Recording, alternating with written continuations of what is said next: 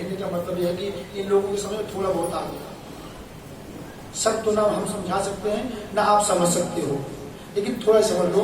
एक दाना अगर आपका प्रसाद किसी के पैर के नीचे आ गया तो आपका सारा किया हुआ पुण्य नष्ट हो गया। कथा तो बहुत प्रेम से सुनो, सारी बात डांस भी बहुत बढ़िया करते हो, लेकिन प्रसाद में हे भगवान मेरे जैसा हल्का आदमी तो गिर जाएगा नीचे। हाँ, इतने धक्का मुक्की करते हैं। अच्छा ले लेंगे बेचारे, ले लेंगे, खाएंगे नहीं, ले जाकर फ्रिज में धर देंगे, सड़ जाएगा। काम वाले को दे देंगे, काम वाले ले जाकर के पलट में मार देंगे। ना खाओगे ना खाने। दुर्वासा ऋषि को मालूम हुआ कि गोविंद इस धराधाम को छोड़कर जाने वाले हैं, तो ब्राह्मण का धर्म है अगर हमने कुछ आपको कुछ ऐसे डांट के कह दिया तो जीमान नाराज हो जाता है। तो हम लोग ज्यादा डांटते जुड़ते नहीं है, तो कुछ कहते हैं नाराज हो जाएगा, जीमान खत्म हो जाएगा, फायदा क्या, उसको बना कर रखिए। जैसे राजी रहता है वैसे राजी रखो। दूध दे रहा है ना, ज्यादा फुटेगा कहते हो तो जीमान टूट जाएगा, हम कहे को तोड़े। राज बैठ को तीन जो प्रिय बोले भय आस, राज धर्म धरती कर होई दे गई नास। हम कटु वचन कह रहे हैं तुम्हारे फायदे के लिए, तुम मानोगे नहीं, मुझे पता है। नाराज हो जाओगे ऊपर से कि पंडित तो मोटा हो गया, पतला हो गया, फलाना जैसे बोलता वैसे बोलता, तुम्हारे फायदे मानोगे तो नहीं, हम कहेंगे तुम जैसे मानोगे वैसे तुमको हम मना देंगे। तुम्हारी राजी में राजी है उसी में जिसमें तेरी रजा है, सारे जहां के मालिक तेरा ही बस नमक। मानोगे तुम्हारी मर्जी, नहीं मानोगे तुम्हारी मर्जी। गुरु जी पहुंचे और एकदम डांट के कहा गोविंद, इतना कहते तो भगवान ही गिरे। धड़ाक से पहुंचे, पाही धड़ाक से चरणों में गिर पड़े। गुरु जी तो बात बहुत गुस्से में है, जाओ खीर बनवा कर लाओ। खीर इतनी जल्दी, घर में पहुंची जल्दी थी, गुरु जी आ गए हैं, जल्दी खीर बनाओ झटपट हो जाएगी। घर वालों ने जल्दी जल्दी, खीर में तो घंटे 2 घंटे लगता होगा, नहीं 5-7 मिनट में बन जाता। अरे ऑटोमेटिक सिस्टम है भैया, बन जाता हो। गए एकदम धड़ाम से घर के अंदर गए और एकदम गरम गरम खीर कटोरे में लेकर आए। तो गुरु जी ने कहा कि बेटा एक काम करो, दुर्वासा ऋषि ने गुरु जी ने मंत्र से अवमंत्रित कर दिया। मेरे भाई मेरे पास कुछ नहीं होता, केवल भगवान का मंत्र ही होता है बस। मंत्र द्वारा अवमंत्रित करके और कहा कि ले जाओ इसको पूरी शरीर में मालिश करो। गोविंद ने सोचा कि इसका मतलब गुरु जी नाराज हो गए, खीर मैंने गरम गरम दे दिया। इसलिए कहता हूं माता पिता और गुरु के वाणी अगर तुमने काट दिया ना तो तुमको नरक में रास्ता नहीं मिलेगा, तुमको नरक में भी स्थान ना। माता पिता और गुरु के वाणी बिना विचार इन्हीं शर्मानी, जिन्होंने कह दिया तो उसको शिरोधारण करिए, मानना ही पड़ेगा आपको। नहीं मानोगे तो बाद में पछताओगे। मानो, जो कह दिया तो ब्रह्मा की लेख है, काटिए मत।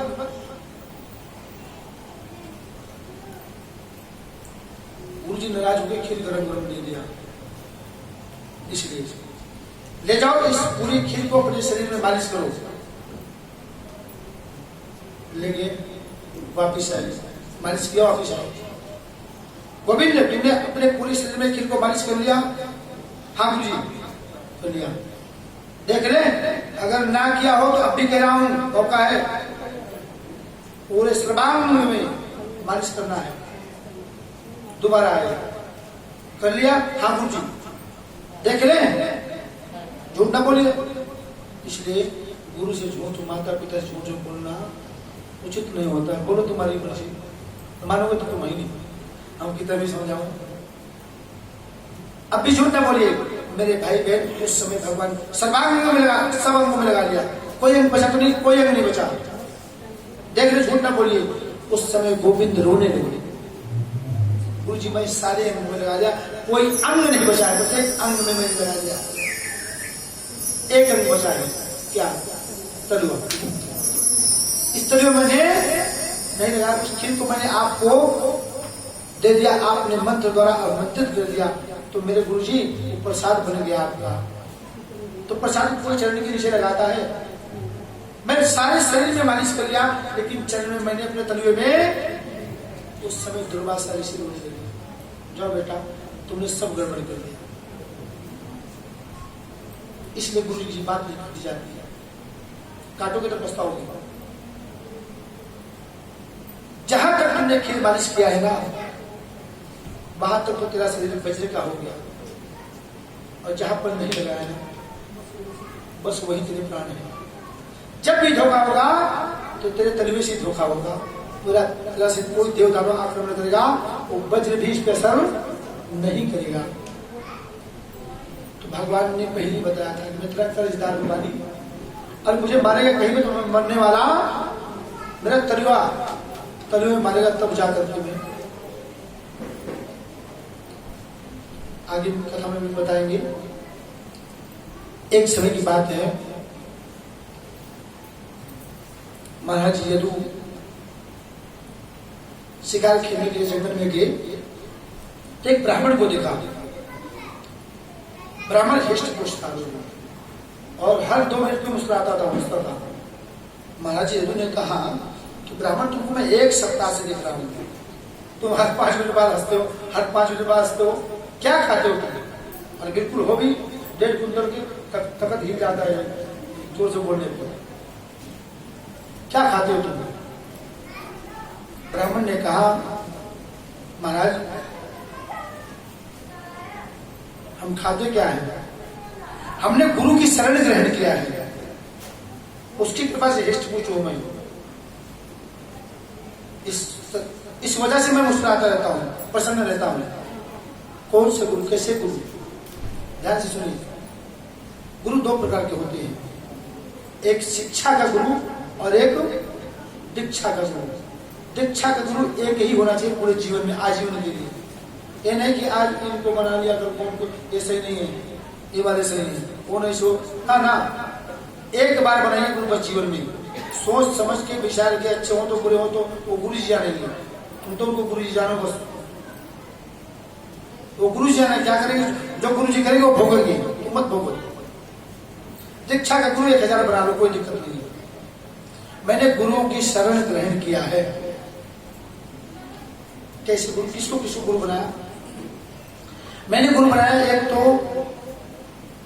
कबूतर को, एक गुरु बनाया मकड़ी को, एक बनाया मधुमक्खी को, एक बनाया कुमारी कन्या को, एक बनाया वैश्या को। ऐसे मैंने 24 गुरु बनाए। कितने? 24 गुरु बनाए मैंने। उन गुरु से तुमने क्या सीखा? मैंने उन गुरुओं से यह सीखा। कबूतर से तुमने क्या सीखा? कबूतर से मैंने सीखा कि कबूतरी में बहुत प्रेम करते थे आपस में। एक दिन बहेलिया शिकारी आया और जाल में फंसा करके कबूतरी को ले गया। जब कबूतरी को ले गया तो कबूतर उसके प्रेम में सिर पटक के जयराम जी चला गया। उससे क्या सीखा? उससे मैंने ये सीखा,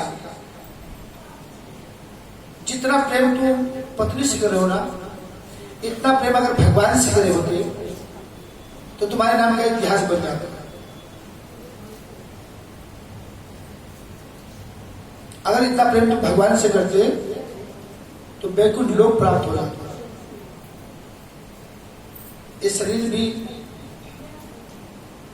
अपना नश्वर है, एक परिवार जो है वो भी नश्वर है, ये सब कुछ नश्वर ही है। अगर प्रेम करना है, अगर आश्रित होना है, आशा एक राम जी की दूसरी आशा छोड़ दो, नाता एक राम जी का दूसरा नाता तोड़ दो। भगवान में अपनी स्नेह लगाइए, प्रेम करिए भगवान से। इतना वशीभूत किसी के मत होइए। अगर वशीभूत हो ना तो गोविंद के वशीभूत हो। उससे मैंने ये सीखा। मधुमक्खी से तुमने क्या सीखा? मधुमक्खी से मैंने ये सीखा, देखो आपको इतना मिल जाए तो थोड़ा है, इतना मिल जाए तो थोड़ा है, इतना मिल जाए थोड़ा है। सारी मुनीम कॉलोनी का धन तुमको मिल जाए तो थोड़ा है, फिर कहोगे पूरा मुजफ्फरनगर मेरा ही हो, तुमको पूरा पड़ने वाला नहीं। मधुमक्खी क्या करती है? यहां से 5 किलोमीटर, 7 किलोमीटर, 10 किलोमीटर जाती है दूर, कहाँ? खेतों में। फूल पर बैठती है और कितना लाती है अपने चोंच में? लीटर नहीं, आधा लीटर, 50 ग्राम, 10 ग्राम ना, पता नहीं कितना ग्राम, वो ग्राम बन ही नहीं सकता उसका, इतना रस लाती है। और अपना घर बनाती है, पहले खाती कुछ नहीं ना, कितना परिश्रम करता, पूरा परिवार लगा रहता है, एक जाता है एक आता है, एक जाता है एक आता है, आना जाना उनका लगा रहता है। एक एक बूंद पहले मकान बनाएगी बड़ी मेहनत करके, फिर एक एक बूंद लाकर के उसमें रस डालेंगे। और एक दिन शहद निकालने वाला आता है, मकान को तोड़ जाता है और माल ले जाता है। इससे क्या सीखा मैंने? इससे यह सीखा अपने इनकम की 3 गति होती है। क्या? पहली गति भोग, कमाओ, बढ़िया, आनंद लो, फर्स्ट क्लास, खाओ पियो, आनंद लो, तीर्थ यात्रा करो, गौशाला बनवाओ, धर्मशाला बनवाओ, कन्या की शादी करवाओ, अपने परिवार को बढ़िया खिलाओ पहनाओ, आनंद लो उसका। दूसरी गति दान, दूसरी गति दान, दान में लगाइए। दान का मतलब बोना। तुलसी अपने राम को रीझ भजो या खींच, खेत पड़े जब जात हो उल्टो सीधो। उल्टा सीधा जितना ज्यादा कम, थोड़ा बहुत जितना बने दान करो, वो तुम्हारे आने वाले पीढ़ी को, पुत्र को, पौत्र को, परिवार को तुम्हारे मिलेगा। पेड़ लगाइए, हो सकता है 2 साल बाद में फल आए, लेकिन 100% फल आएगा। दान किया हुआ आपने कभी निष्फल नहीं जाएगा, फलीभूत होगा, 100% फाइनल। दूसरी गति दान। तीसरी गति क्या है? नाश। ना खाओगे, ना खिलाओगे, नमक चाट चाट के रह जाओगे, नमक चाट चाट के रह जाओगे। एक दिन आंख तुम्हारी बंद हो जाएगी, तो तुम्हारा धन ना गौ की सेवा में, ना ब्राह्मण की सेवा में, ना संत की सेवा में, ना कन्या की सेवा, ना मंदिर में, ना गुरुद्वारे में, ना धर्मशाला में, कहीं नहीं लगेगा। कहाँ लगेगा? ऐसी जगह लगेगा कि हम आप वर्णन नहीं कर सकते। ऐसे धन का क्या करोगे? उसका उपयोग नहीं होगा, उसका दुरुपयोग होगा। इसलिए इससे यह सीखा कि अपनी इनकम की 3 गति, पहली गति भोग, दूसरी गति दान, तीसरी गति नाश। भोग नहीं किया, दान नहीं किया तो विनाशी हो जाएगा, आंख बंद करके चले जाओगे, उसका मजा कोई और लेगा। तीसरा तुम नहीं पाओगे। कुमारी कन्या से क्या सीखा? कुमारी कन्या से मैंने ये सीखा, एक दिन लड़की को देखने वाले सास ससुर आए हुए थे। उसी घर में माता पिता नहीं थे, वो कहीं गए भी होंगे, और एक ही कमरा था। गरीबी पूर्ण रूप से थी। तो गृहस्थी का परम धर्म है कि आपके दरवाजे पर कोई आ गया, उसका सम्मान करना। तो हमारे दरवाजे से कभी खाली हाथ नहीं जाना चाहिए। चला गया तो गृहस्थी नहीं होती। सास ससुर पहुंचे, माँ बाप बहन नहीं, घर में कुछ भोजन पानी, उनकी सेवा करने के लिए कुछ नहीं है। कन्या थी एक मुझसे। कन्या ने कहा कि मैं क्या करूं, कैसे सेवा करूं, करूं तो करूं क्या करूं, घर में कुछ नहीं है, ना करूं तो बदनामी हो। उसने घर की चारों तरफ घूम आई, कोने कोने में देखा क्या, जिसको आप लोग मुंजी बोलती है, धान। एक कोने में थोड़ा धान पड़ा हुआ था, तो धान ले आई और कूटना आरंभ कर दिया। बराबर में रिश्तेदार बैठे हुए हैं, कन्या यहाँ पर धान कूटना चालू किया कि आवाज जाएगी रिश्तेदार तक तो कहेंगे इसके घर में कुछ है नहीं, बदनामी हो। ना कूटू तो क्या करूं? तो कन्या ने कंगन पहन रखा था, 4 कंगन इसमें, 4 कंगन इसमें। तो जब कूटी तो उसकी आवाज खंड की आवाज और कूटने की आवाज जाती थी। कन्या सोचा गड़बड़ हो जाएगा। उसने एक कंगन इसमें से, एक कंगन इसमें से उतार के रख दिया, फिर चालू किया कूटना। फिर आवाज जाने लगी, एक इसमें से, एक इसमें से उतार दिया, फिर कूटना चालू किया। कितने कंगन रह गए? 2 इसमें, 2 इसमें। फिर कूटना चालू किया तो फिर आवाज चालू हो गई। उसने एक इसमें से फिर उतार दिया। अब कितने बचे? एक इसमें। अब कूटो, आवाज आ रही है? नहीं। एक इसमें है, आवाज नहीं आई। इससे क्या सीखा? इससे मैंने सीखा एक निरंजन, एक का मतलब कुछ नहीं होता, एक का मतलब कुछ नहीं। एक भाई है, बहन नहीं तो बेकार है। गाड़ियों का एक पहिया निकल गया, बेकार है। पति है, पत्नी नहीं है तो बेकार है। एक दूसरा नहीं है तो एक निरंजन, एक का मतलब कुछ होता ही नहीं। दो सुखी, पति पत्नी है, आपस में लड़के झगड़ के, प्रेम में, मोहब्बत में, गरीबी में, अमीरी में, दुख में, सुख में मिलके काट ले जाएगी। माँ बाप गाड़ी के पहिए होते हैं, ये बच्चे सवारी होते हैं। इनका दोनों का परम धर्म है सवारी को मंजिल तक पहुंचाना। कोई रहो ना रहो, भगवान की इच्छा है। इससे क्या सीखा? एक निरंजन, दो सुखी। दो रहेंगे, भाई बहन रहेंगे, दुख सुख, अच्छा बुरा, जंग, लड़के झगड़ के हंसी खुशी से पार कर लेंगे। एक निरंजन, दो सुखी, तीन में खटपट। आप कहते ना, एक से बस दूसरे कान में, दूसरे तीसरे में बस रामी मानी थी। एक निरंजन, दो सुखी, तीन में खटपट, चार दुखी। क्या मतलब?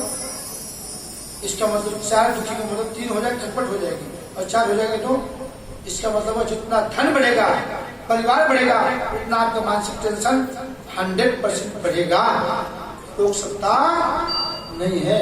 जितना धन बढ़ेगा, व्यापार बढ़ेगा, परिवार बढ़ेगा, उतना टेंशन आपकी बढ़ेगी। इससे मैंने सीखा एक निरंजन, दो सुखी, तीन में खटपट, चार दुखी। ये सीखा। मकड़ी से तुमने क्या सीखा? मकड़ी से मैंने ये सीखा,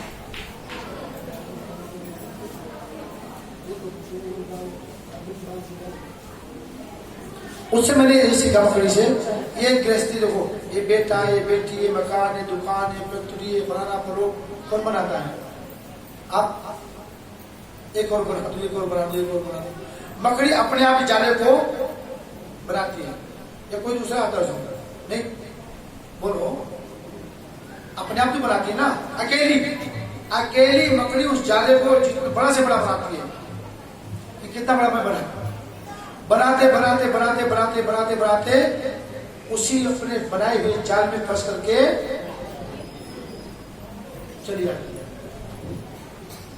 उससे क्या सीखा? उससे मैंने सीखा, आए हो एक किराए का मकान है, आनंद लो, और आनंद लेकर के आनंद दो, और एक किराए का घर है। जिंदगी एक किराए का घर है, जिंदगी एक किराए का घर है, एक न एक दिन बदलना पड़ेगा। जिंदगी एक किराए का घर है, एक न एक दिन बदलना पड़ेगा।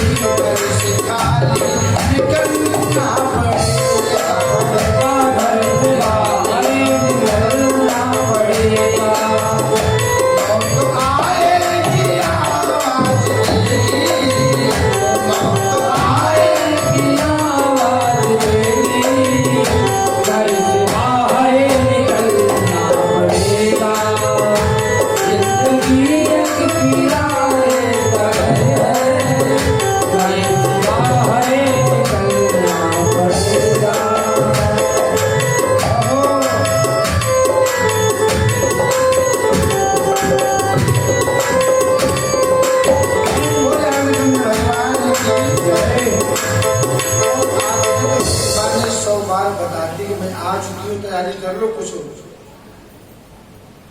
अपने लिए कुछ कर लो, फिर भी नहीं, उसी जाल में फंसे रहते हैं। और थोड़ा और थोड़ा और थोड़ा। एक कथा में प्रसंग आता है, कोई बताते कि एक आदमी को कहा कि जितना तुम नाप लोगे वो सारी जमीन तुम्हारी हो जाएगी। घर वालों ने नहीं माना, थोड़ा बहुत।